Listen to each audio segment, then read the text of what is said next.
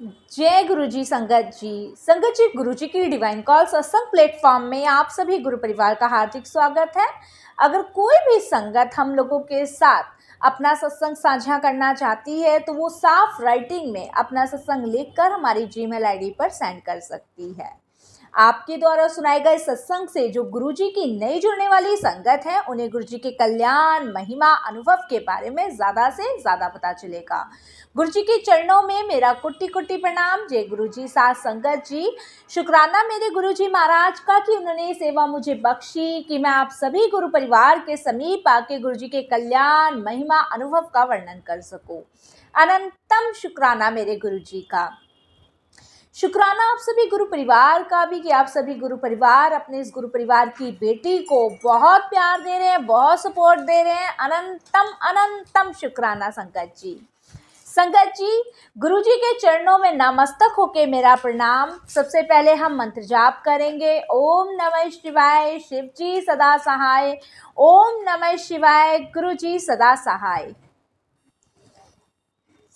संगत जी, गुरु जी की कृपा तो हम सब पर बेइंतहा बरसी हुई है। संगत जी, इस दुनिया में दुख सबके पास है, सुख भी सबके पास है। बसंत मैं हर सत्संग में बोलती हूँ कि लेना हमें क्या है ये हम पे डिपेंड करता है कि हमें दुख लेना है या सुख लेना है। ये हमारे ऊपर ही संगत जी तय करने के लिए होता है कि हमें चाहिए क्या जीवन में। क्योंकि जीवन में संगत जी इतनी आकांक्षाएं होती है जिसकी पूर्ति करते करते आदमी थक जाता है और उसे कहीं का मार्ग नजर नहीं आता है।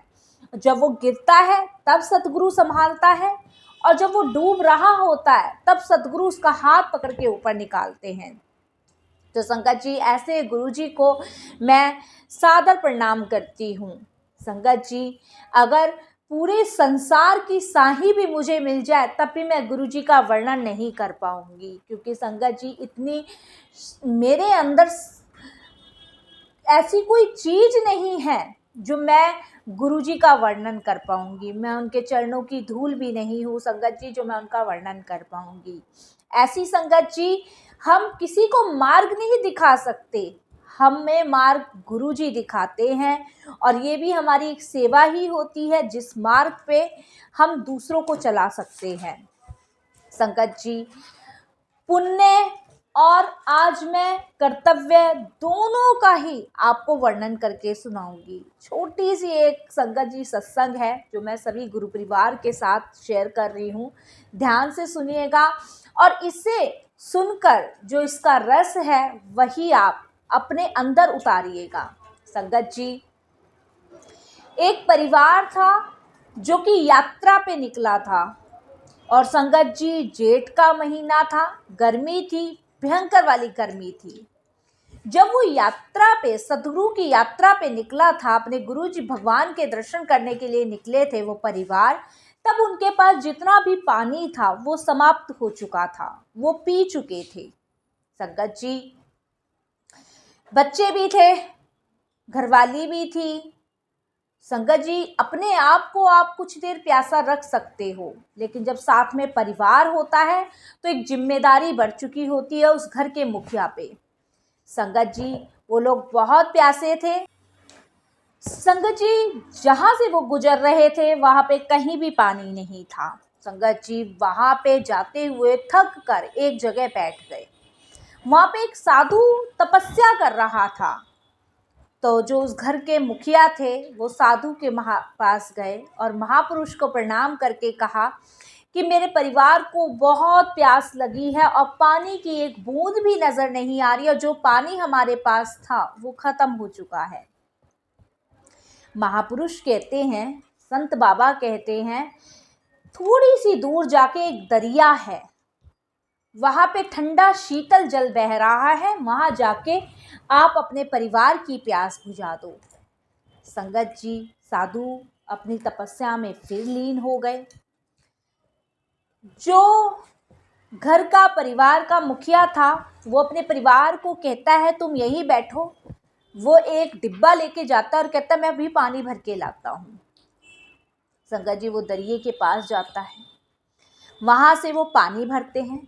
पानी भर के वहाँ से जब वो लौट रहे होते हैं तो कुछ साधु बनिए वहाँ पे तपस्या कर रहे होते हैं। वो प्यास से बहुत व्याकुल होते हैं। जब वो अपने परिवार के लिए पानी ला रहा होता है तो वो साधु कहते हैं कि भाई हम बहुत प्यासे हैं, हमें पानी पिला दो, हम बहुत प्यासे हैं, हमें पानी पिला दो। संगत जी, जो घर का मुखिया होता है वो अपने डिब्बे का पानी उन संत महापुरुषों को पिला देता है। वो फिर पानी लेने जाता है। 2-3 बार उनके साथ ऐसा ही होता है। संगत जी वो पानी लाता है लेकिन अपने परिवार तक नहीं पहुंच के वहीं संत साधु तपस्या करते हैं, थोड़ी थोड़ी दूरी पे उन्हें प्यासा व्याकुल देख के वो उन्हें पानी पिला देता है। संगत जी, संत महापुरुष जिन्होंने उसे दरिया का रास्ता बताया था वो अपनी तपस्या करके उस मुखिया के पास जाते हैं और कहते हैं भाई मैं बहुत देर से देख रहा हूँ, जब तो तुमने मुझे बताया था कि मेरा परिवार प्यास से बहुत व्याकुल है, बहुत प्यासा है, लेकिन तुम हर बार पानी लाते हो और इनको पिला देते हो। तो वो घर का मुखिया कहता है कि हे संत महापुरुष, ये भी तो मेरा कर्तव्य है, ये भी तो मेरे गुरु ने कहा है कि किसी प्यासे को देख कर मुंह मत मोड़ो, उसको पानी पिलाओ।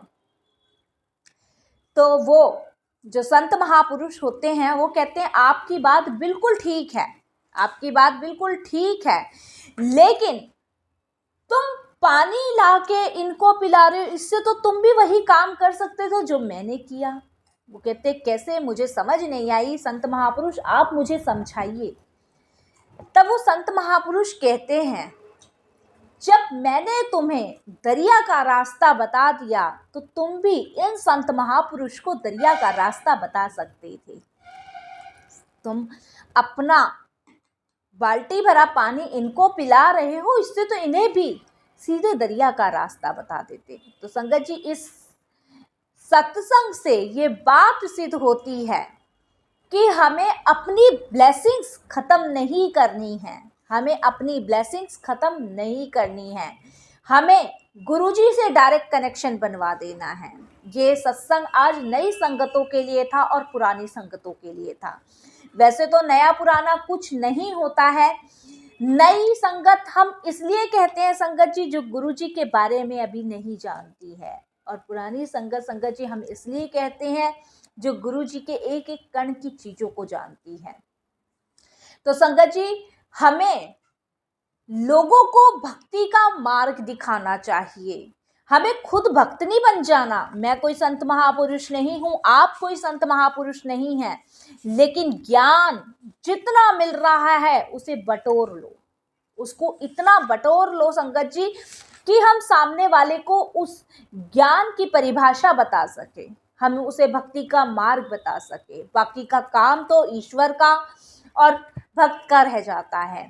संगत जी, कुछ संगतों के कमेंट्स आ रहे थे मेरे पास, तो मैं उनको भी रिप्लाई करूंगी। उसके बाद मैं आपको 6 मार्च से 8 मार्च महाशिवरात्रि का एक उपाय भी बताऊंगी कि आप क्या कर सकते हैं इस विशेष दिन। संगत जी, कुछ संगतों ने मुझसे कहा कि हमारे पास आंटी स्वरूप नहीं है। आंटी, अंकल, जो भी जिन्होंने भी ये कमेंट्स किया था, मैं उनका नाम नहीं रिव्यू करूंगी, जिनके पास गुरुजी के स्वरूप नहीं है वो एक बार सच्चे हृदय से, सच्चे भाव से गुरुजी से 5 मिनट बैठ के अरदास करें और गुरुजी को यही कहें कि गुरुजी, मैं खुद भी चाहती हूँ कि आप अपने घर में आए। और देखिए, ये मैं 90 भी नहीं कह रही, 99 भी नहीं कह रही, 100% संगत जी मैं आपको कह रही हूँ कि गुरुजी आपके घर कहीं ना कहीं से जरूर आएंगे, आपके घर भी स्वरूप आ जाएगा। गुरुजी हमारे हृदय में बसते हैं, हमारे दिल में बसते हैं, वो अपने घर भी आएंगे। दूसरा सवाल एक आंटी का ये था कि आंटी, हम लहसुन प्याज का भोग गुरुजी को लगा सकते हैं जब उनके बड़े मंदिर में लहसुन प्याज का लंगर बनता है? तो देखिए संगत जी, इसमें मैं 2 चीज कहूंगी, 2 बातें कहूंगी और शॉर्टकट में कहूंगी क्योंकि वीडियो लंबी हो जाएगी। गुरुजी के प्रसाद की तुलना आप किसी भोजन से नहीं कर सकते। क्योंकि गुरुजी का प्रसाद दिव्य प्रसाद है, डिवाइन प्रसाद है। उस प्रसाद में लहसुन हो, प्याज हो, संगत जी वो डिवाइन है, वो प्रसाद है, वो कोई पदार्थ नहीं है, कोई भोजन नहीं है, कोई मिठाई नहीं है, वो दिव्य प्रसाद है।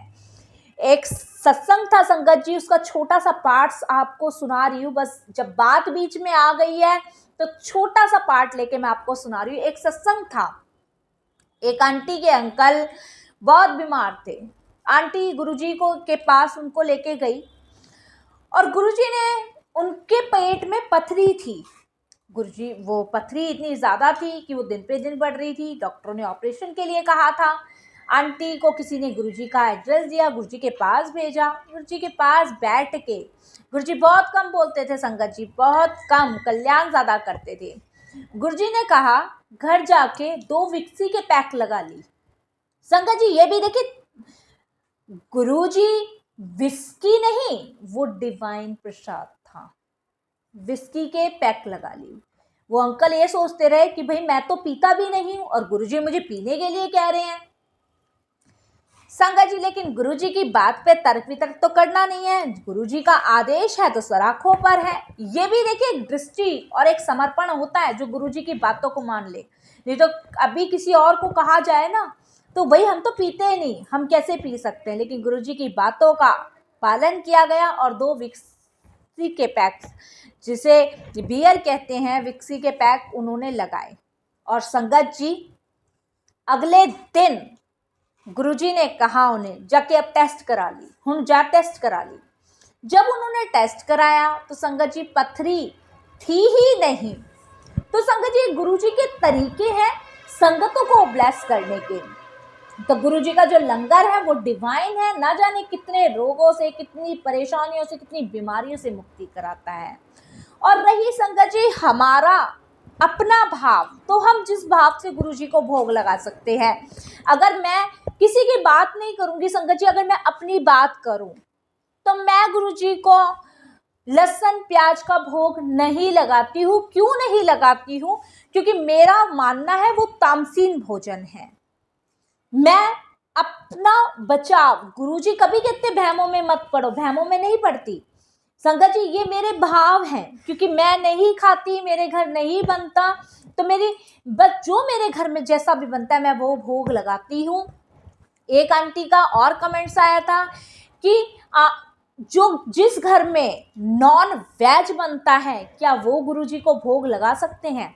तो संगत जी मैं सबसे पहले तो एक चीज आपको कहूंगी, जिनके घर में नॉन वेज बनता है गुरुजी को भोग लगाने की बात तो बहुत दूर की छोड़ दो आप। जिनके घर में नॉन वेज बनता है वो ये सोचे, जब हम किसी को जीवन दान नहीं दे सकते तो हम उसकी हत्या क्यों करें? परमात्मा ने मनुष्य को, पशु को, पक्षियों को जीवन बख्शा है और हम इंसान, मूर्ख इंसान उनका कत्ल कर देते हैं, उनको मार देते हैं। किसके लिए? अपने स्वार्थ के लिए, सिर्फ अपना स्वाद देखने के लिए। संगत जी इसलिए गुरुजी के भोजन की तो जिनके घर नॉन वेज बनता है वो बहुत दूर की बात है, वो गुरुजी जाने, उस पर मैं कुछ टिप्पणी और कुछ भी नहीं बता पाऊंगी, उसके लिए मैं हाथ जोड़ के क्षमा करूंगी। बस हाँ, जिनके घर नॉन वेज बनता है उनके लिए सिर्फ मैं इतनी सी बात कहूंगी, जब हम किसी को जीवन दान नहीं दे सकते तो संगत जी हमें उसे मारने का अधिकार नहीं है। और काटने वाले से ज्यादा खाने वाले का गुनाह लिखा जाता है। क्यों लिखा जाता है संगत जी?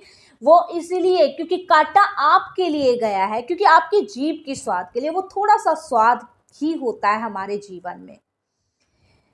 ये संगत जी बहुत बड़ा प्रसंग हो जाएगा, बहुत बड़ा प्रसंग, इसके लिए बहुत सारी टिप्पणियां हैं मेरे पास, तो फिर कभी गुरुजी की आज्ञा हुई तो मैं जरूर शेयर करूंगी इस बारे में भी। और संगत जी 6 तारीख से लेके 8 तारीख तक शिव पुराण पढ़ें, शिव पुराण, क्योंकि देखिए 7 तारीख को भी एकादशी है और 8 तारीख को भी एकादशी है। संगत जी 6 तारीख से लेके 8 तारीख तक शिव पुराण पढ़े, मंत्र जाप करें, अमृत वेला संभालें और संगत जी, मैंने बाकी वीडियो में आपको उपाय बताया ही है। पार्थिव शिवलिंग पर आपको क्या अर्पित करना है। संगत जी, शिव पुराण भोले बाबा को सुनाएं, उन्हें बहुत पसंद है। गुरु जी के स्वरूप के सामने बैठ के शिव पुराण पढ़े। संगत जी, 6 तारीख से लेके 8 तारीख तक गुरु जी के सामने शिव पुराण पढ़े, उन्हें बहुत खुशी मिलती है, सारी मनोकामनाएं पूरी होती है, सारी इच्छाएं पूरी होती है। और ये मौका संगत जी किसी को नहीं गंवाना है, किसी को भी नहीं गंवाना है। आप भी पढ़ें, अपने परिवार को भी सुनाएं, अपने रिश्तेदारों को भी सुनाएं, अपने संबंधियों को, आस पड़ोस जिसको भी आप इकट्ठा करके शिव पुराण पढ़ के सुना सकते हैं, वो 6 तारीख से लेके 8 तारीख तक गुरु जी के स्वरूप के सामने बैठ के शिव पुराण पढ़ें। संगत जी, सारी मनोकामनाएं, सारी इच्छाएं पूरी होगी, सब रोग कष्ट सब कुछ दूर हो जाएगा। संगत जी, 100 से 10% मैं आपको कह रही हूँ, सारी मनोकामनाएं पूर्ण होगी। तो संगत जी, 6 तारीख से 8 तारीख तक शिव पुराण आप पढ़ें, मंत्र जाप करें, गुरु जी को शिव पुराण सुनाएं, परिवार को साथ में बैठ के शिव पुराण पढ़ें। और संगत जी, बस यही अरदास करें, सर्वदा भला करे, पूरे विश्व का कल्याण करे, सबको सेवा सिमरन भक्ति की दात बख्शे। और संगत जी, लोगों को ज़्यादा से ज़्यादा भक्ति के मार्ग पे लाएं, चाहे बच्चे हों, चाहे बड़े हों, चाहे कोई भी हो, सबको भक्ति के मार्ग पर लाएं। क्योंकि संगत जी, ये भी बहुत बड़ी सेवा है, भक्ति के मार्ग पे लाना। अपना अमृत वेला संभालें, अमृत वेला कभी ना छोड़ें। अपना 2.5 घंटा अपने प्रभु गुरु के नाम करें, अपने परमात्मा के नाम करें। और नहीं 2.5 घंटा कर सकते तो मिनिमम 1.5 घंटा तो गुरु के नाम करना ही करना है। पहले अमृत वेले में जपजी साहिब जी का पाठ करें, सुखमनी जी का पाठ करें, फिर भजन कीर्तन करें। संगत जी, आपका अमृत वेला ना जाने कितनी बरकतें आपके घर में लाएगा। अब मैं सत्संग यही विराम करूंगी। कोई भी भूल चूक हो जाए आपकी अपनी गुरु परिवार की बेटी से तो हाथ जोड़ के माफ़ी मांगूंगी। और संगत जी, बस मैं यही कहूँगी, बहुत शुभ दिन है, बहुत महत्वपूर्ण दिन है शिव पुराण पढ़ने का। संगत जी, गुरु जी के सामने पढ़ें, सभी इच्छाएं पूरी होगी। और मैं अरदास बस गुरु जी से यही करूंगी, सबका भला करे, पूरे विश्व का कल्याण करे, क्योंकि पूरे विश्व को गुरु जी की ज़रूरत है। आप हमारा हाथ पकड़ो, हम आपका हाथ नहीं पकड़ें, क्योंकि हमारा हाथ पकड़ा हुआ छूट जाएगा, लेकिन आपका हाथ पकड़ा हुआ कभी नहीं छूटेगा। संगत जी, अगर गुरु जी से रिलेटिव कोई भी सवाल है, कोई भी प्रश्न है, आप कमेंट्स बॉक्स में मुझे लिखिए, मैं ज़रूर उसका रिप्लाई दूंगी। रिप्लाई वीडियो के द्वारा भी दे सकती हूँ या मैसेज के द्वारा भी दे सकती हूँ, लेकिन गुरु जी से रिलेटिव ही चीज़ आप मुझसे पूछिए। मन में कोई शंका भ्रम कुछ नहीं, किसी प्रकार का नहीं रखना है। गुरु जी से जैसा भी मन का सवाल है आप ज़रूर कमेंट्स बॉक्स में लिखिए। संगत जी, मैं सत्संग यही विराम करूँगी। जय गुरु जी, शुक्राना गुरु जी।